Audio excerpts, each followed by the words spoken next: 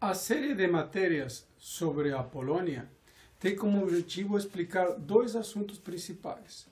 Um é a recente escalada dos conflitos militares na Ucrânia e dois, avaliar um dos pilares da locomotiva da Europa, a Alemanha, que está por trás do sucesso industrial da Alemanha. Em primeiro lugar, as primeiras 4 matérias dessa série se focam na Ucrânia. Por quê?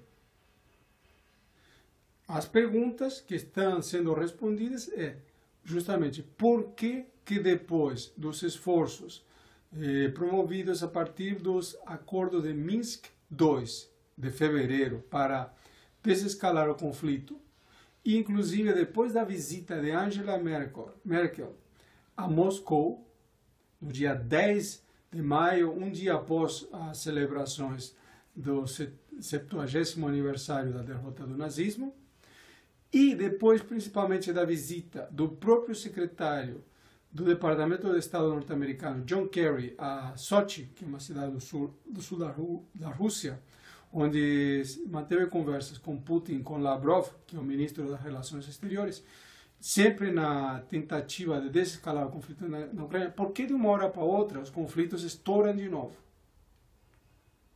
Evidentemente, não se trata de uma política impulsionada pelos governos das principais potências europeias, nem dos Estados Unidos.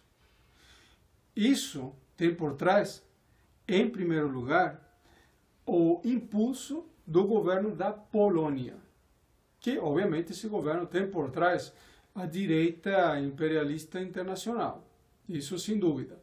Mas por que a Polônia se envolve na Ucrânia? Em primeiro lugar, o que deve ser compreendido é o fato histórico que está por trás disso. Durante 2 séculos, foram os séculos 17 e 18, a Polônia fez parte do chamado Commonwealth, da Polônia e da Lituânia, que envolvia o Reino da Polônia e o Grão-Ducado da Lituânia. Esse Commonwealth ele foi implodido por uma derrota militar que sofreu da aliança entre a Prússia, a Áustria e a Rússia. A Polônia e a Lituânia deixaram de existir como países até depois da Primeira Guerra Mundial, quando foram reconstituídos parcialmente por meio do Tratado de Versalhes. A política seguida pela burguesia polonesa é de reconstituir esse Commonwealth. Desse Commonwealth faziam parte não somente a Polônia e a Lituânia atual, sino também fazia parte a Letônia,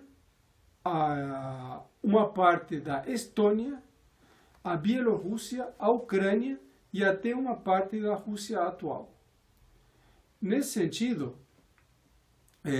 por isso, dentro dessa política, a Polônia tem sido muito ativa em impulsionar a Ucrânia para a Europa, sob o controle dela própria, e tomou várias iniciativas concretas, como, por exemplo, a formação de uma brigada de intervenção rápida, onde você tem a Polônia, a Lituânia e a Ucrânia envolvidas, com manobras, etc., militares, e a própria parceria oriental da Europa do Leste, promovida em cima da União Europeia, foi a Polônia que impulsionou no ano de 2009.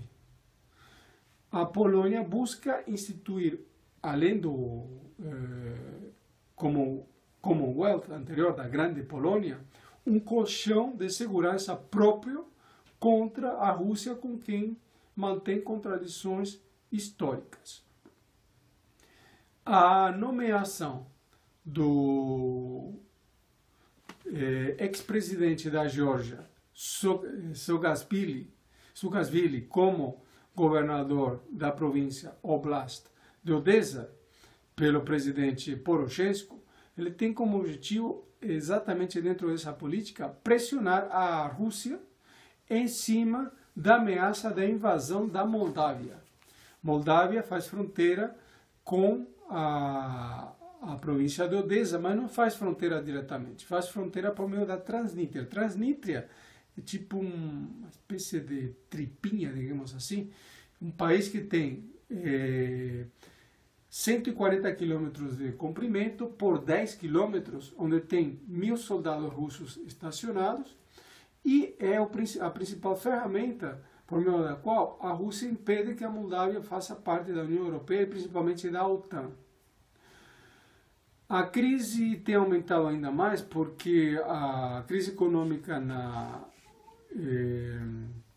Ucrânia foi a 1.000 por hora. A expectativa para 2015 é que a economia sofra uma contração de 17%, já está tendo mobilizações grevistas fortes em Kiev, e tem o problema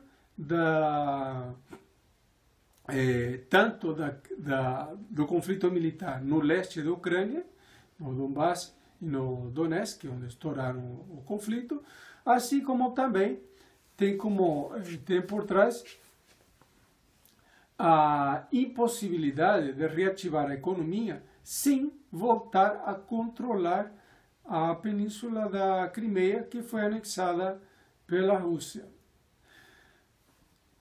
Sobre um outro aspecto, sobre o aspecto da Polônia propriamente dito, aconteceram eleições recentemente onde o partido de extrema-direita que tinha governado o país entre 2005 e 2007, o partido chamado Lei e Justiça, elegeu um novo presidente da República, chamado Andrzej Duda.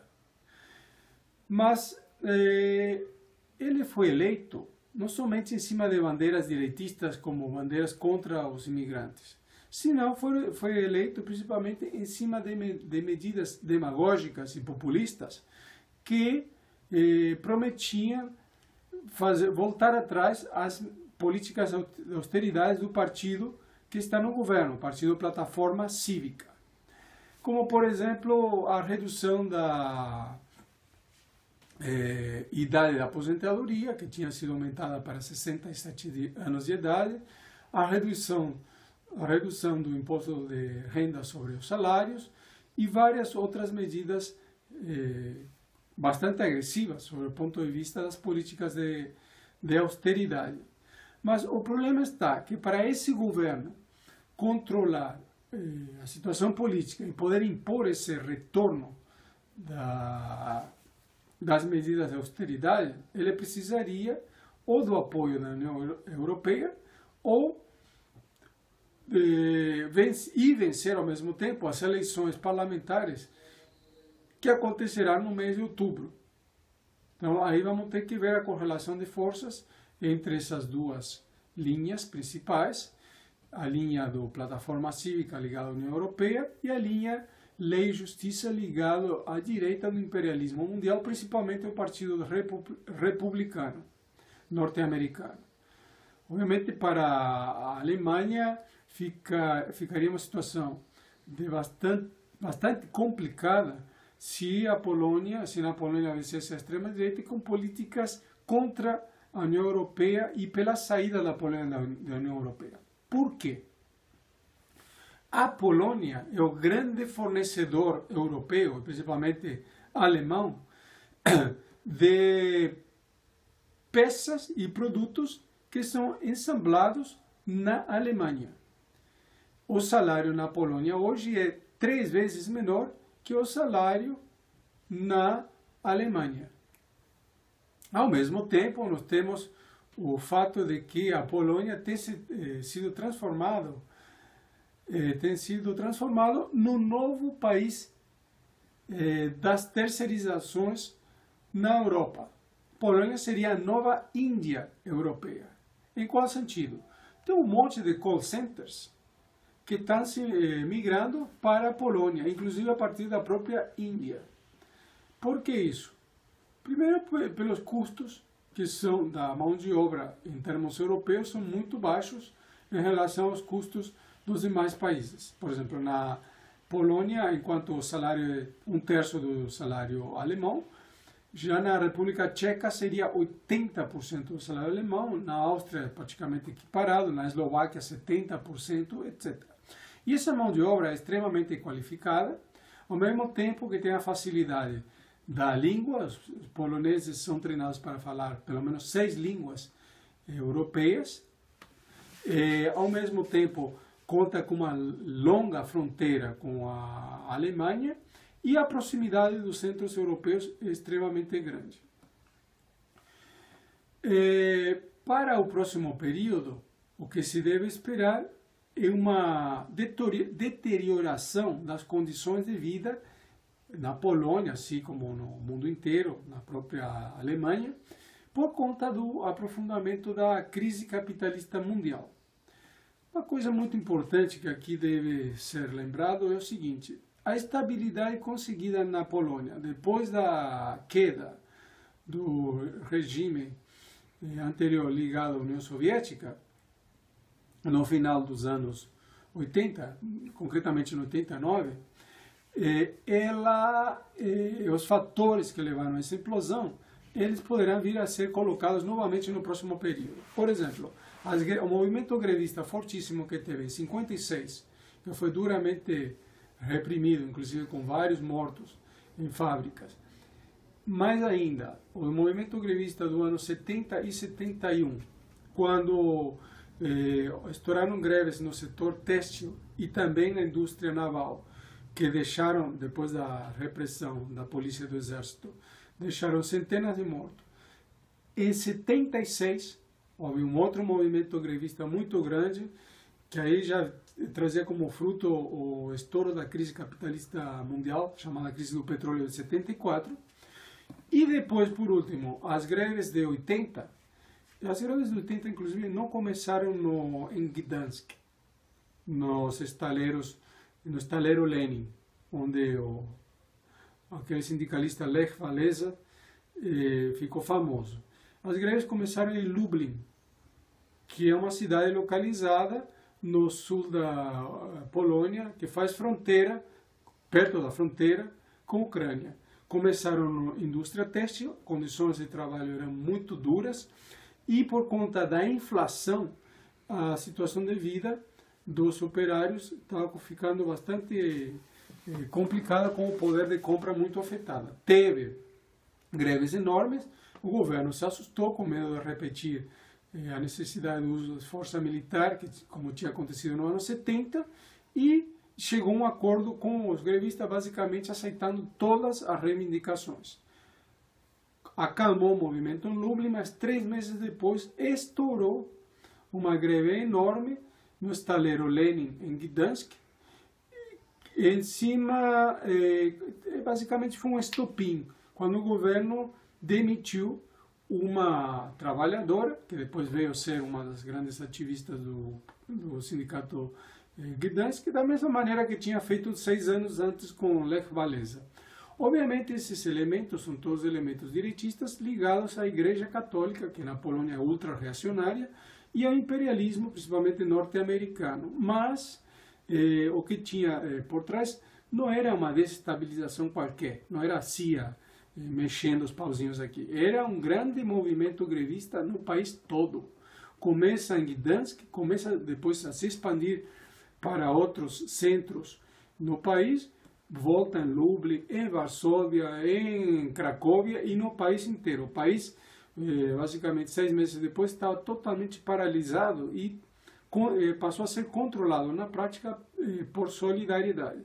Isso leva a um golpe de Estado em 82, que vai ser apoiado pela própria Igreja, o próprio imperialismo. Foi um golpe de Estado militar encabeçado pelo general Jaruzelski, e se impõe o toque de recolher, e isso leva a uma situação de alta repressão, que a partir de 86, não somente por conta das políticas de Gorbachev na União Soviética, embora isso tenha ajudado, a Glasnost e a Perestroika, o que se teve uma crise de proporções monumentais. A queda do bloco soviético, em primeiro lugar, tem a ver com o engripamento da economia. Se trata, na época era um dos componentes da economia capitalista mundial, já de socialismo tinha extremamente pouco, para não dizer nada, e eram países altamente endividados para os bancos estrangeiros. A Polônia tinha na época uma dívida de 14 bilhões que não conseguia pagar, a economia estava totalmente arrebentada, e com a tendência a que estourasse um movimento em grandes proporções e que as tendências revolucionárias se desenvolvessem nesse país e nos países vizinhos de maneira muito acelerada. A retomada desse movimento, portanto, está colocado. Na época foi controlada por meio da integração desses países, a começar pela Polônia, ao sistema capitalista mundial e a introdução de uma série de medidas neoliberais. Foram dados uma série de direitos para a população polonesa, como, por exemplo, uma coisa que chama muito atenção, que na Polônia o aborto não é legal. Lembrando que aqui a igreja é ultraconservadora e tem muito poder. Mas a prostituição é legal, o que já é muito estranho. Quando você anda pela Polônia, que você vai ver uma coisa muito estranha. Tem um governo direitista, são 4 partidos, todos de direita, que têm representação no poder, mas o espírito de liberdade que você respira na Polônia, aqui, é 1000 vezes maior do que você respira no Brasil, por exemplo. Você quase não vê polícia na rua. A população anda, a população tem emprego, no geral, só que tem um pouco de desemprego, só que é emprego de baixa qualidade que está tendendo a se transformar em empregos cada vez piores. Então, a piora da situação econômica é justamente o que deve levar à retomada desses movimentos grevistas dos anos 70 e dos anos 80. Tanto o aprofundamento da crise na Polônia tende a aprofundar a crise na Alemanha e nos demais países centrais da Europa, da mesma maneira como acontece no sentido contrário. Na hora que as exportações polonesas estão caindo, a situação na Polônia tende a se acervar, inclusive aumentando os ataques contra a condição de vida dos trabalhadores poloneses.